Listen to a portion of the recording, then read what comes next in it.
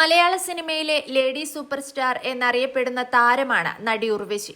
നടിമാരായ കലാരഞ്ജിനിയുടെയും കൽപ്പനയുടെയും സഹോദരിയായ ഉർവശി സിനിമയിലെത്തിയപ്പോഴാണ് പേര് മാറ്റിയത്.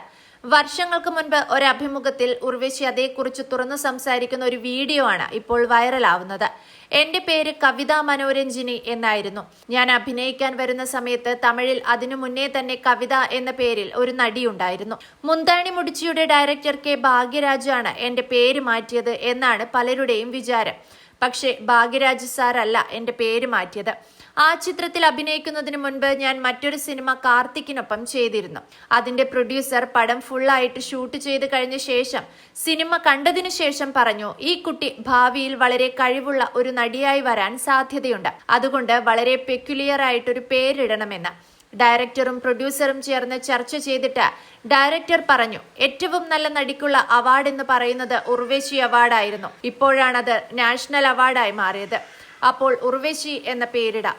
നടികളിൽ ഏറ്റവും മികച്ചത് എന്ന് പറയുന്നത് ഉർവശി അവാർഡാണല്ലോ. ഒരുപക്ഷെ നാളെ ഇനി ഉർവശി അവാർഡ് കിട്ടിക്കഴിഞ്ഞാൽ ഉർവശി ഉർവശി എന്ന് പറയാമല്ലോ എന്നും പറഞ്ഞു. അങ്ങനെയാണ് ആ പേരിട്ടത്. എന്നെ സൂപ്പർ സ്റ്റാർ എന്ന് വിശേഷിപ്പിക്കാൻ പല മാധ്യമങ്ങളും ശ്രമിച്ചപ്പോൾ അതിൽ നിന്ന് ഞാൻ ഒഴിഞ്ഞു മാറിയതിന്റെ കാരണം എന്നെ നിങ്ങൾക്ക് എല്ലാവർക്കും അറിയാമല്ലോ. എന്നെ നിങ്ങളുടെ വീടിനടുത്ത ഒരാളായി, നിങ്ങളുടെ അയൽവാസികളിൽ ഒരാളായി കാണണം, നിങ്ങളുടെ കുടുംബത്തിലെ ഒരാളായി കാണണം. അല്ലാതെ ഒരു സ്റ്റാർ ഇമേജ് എനിക്ക് വേണ്ട. ദൂരെ നിന്ന് ഇങ്ങനെ കൈവീശി കാണിക്കുന്നതല്ല എനിക്ക് വേണ്ടത്. ഓടി വന്ന് എന്തൊക്കെയുണ്ട് വിശേഷം എന്ന് എന്നോട് ചോദിക്കുന്നതാണ് എനിക്കിഷ്ടം എന്നാണ് ഉർവശി പറഞ്ഞത്. പ്രശസ്ത നാടക കലാകാരന്മാരായ ചവറ VP നായരുടെയും വിജയലക്ഷ്മിയുടെയും 5 മക്കളിൽ 3 പെൺമക്കളിൽ ഒരാളാണ് ഉർവശി. കലാരഞ്ജിനി, കൽപ്പന പ്രിയദർശിനി, കവിത മനോരഞ്ജിനി എന്നിവരാണ് ആ മക്കൾ.